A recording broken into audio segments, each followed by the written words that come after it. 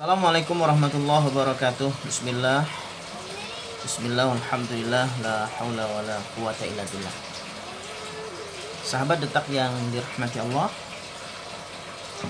terima kasih yang sebesar-besarnya kepada Mas Huda Tapin yang telah mengirimkan testimoni, yakni tentang anaknya yang pasca diruqyah atau baru saja diruqyah.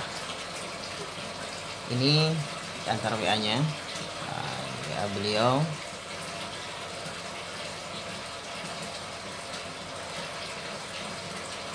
Ya, saya bacakan. Alhamdulillah, setelah diruqyah anak saya malam pertama nangisnya sudah keluar air mata, Ustadz.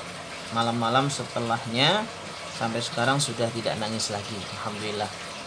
Jadi Mas Huda Tapin ini awalnya menyampaikan bahwa putranya, bayinya sering kali menangis, ya, terutama di tengah malam atau di malam hari, sering kali kemudian mengalami nangis, bangun tiba-tiba nangis.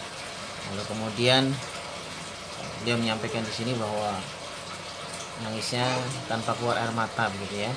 Dan alhamdulillah pasca kemudian ruqyah dengan izin Allah SWT, kemudian tidak nangis lagi. Alhamdulillah.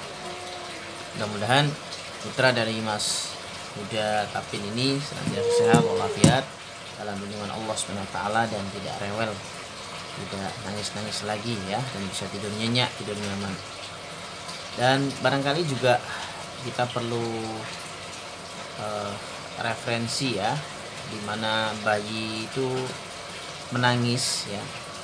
Kadang memang ada bayi yang menangis tanpa air mata, ya. Kalau kita telusuri di dalam beberapa referensi, bayi menangis itu bisa juga ada beberapa faktor selain penyakit, selain medis juga, selain gangguan syaitan. Ada diantaranya jadi nangis karena lapar. Ini juga bisa. Seorang ibu pasti harus tahu, orang tua harus tahu bahwa bayinya ini sedang lapar, anaknya sedang lapar. Kemudian juga bisa karena faktor kelelahan. Ini juga bisa, anak itu akan menyampaikan pesan melalui tangisan karena capek, lelah. Kemudian bisa juga karena ada alergi, bisa jadi gatal atau tidak nyaman di badan sehingga kemudian ini juga akan menangis, ya. Bisa juga karena ada kaitan dengan reflux atau asam lambung, ya. Dan jadi lambungnya itu nggak nyaman, kayak kembung. Itu juga bisa menyebabkan bayi itu agak rewel. Dan bisa juga kemudian ada faktor lain karena popoknya basah atau kotor, ya, jadi BAB atau pipis yang sudah waktunya harus diganti, maka ini harus dikeringkan, harus segera diganti. Ini juga bisa menimbulkan rewel, ya. Apalagi kemudian jadi terlalu lama, ya, nggak diganti-ganti, ini malah semakin rewel lagi. Kemudian bisa juga karena faktor ngantuk, mau tidur atau menjelang tidur, ini bisa juga terjadi nangis. Ini hal-hal yang sebenarnya wajar. Kemudian ada juga yang karena faktor sakit perut. Karena sakit perut mungkin bisa jadi karena diare atau mungkin karena gejala sakit perut yang lain, gangguan pencernaan, ini juga bisa menjadi menangis.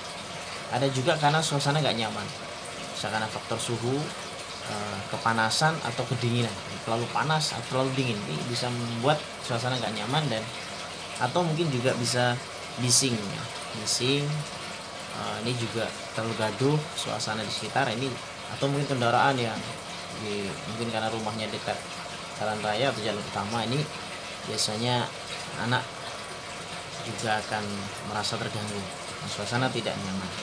Atau memang karena ada penyakit-penyakit yang lainnya di dalam tubuh dia, ya, bisa penyakit yang kaitan dengan medis. Dan bisa juga memang ada gangguan syaitan. Nah, syaitan itu kita selalu diingatkan oleh Nabi SAW, anak-anak kita ini hendaklah diperlindungkan kepada Allah SWT, ya. Di antara doa perlindungannya, u'idzuka, kalau itu bayi laki-laki, u'idzuka, aku berlindungkan kepada Allah engkau, bikalimatillah, ya, wa'idzuka bikalimatillah tammati min kulli syaitan wa hammatin wa min kulli ainin lamah. Wa'idzuka, dan kalau bayinya laki-laki, wa'idzuki kalau itu bayinya, perempuan. U'idzuka bikalimatillahi tammati min kulli syaitanin wa hammatin wa min kulli ainin lamah.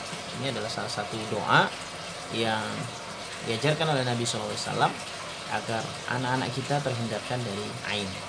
Karena ain ini bisa juga menyebabkan anak-anak itu jadi nangis mendadak, nangis tiba-tiba. Badannya awalnya biasa, kemudian tiba-tiba demam, panas, dan kemudian jadi sakit dan seterusnya.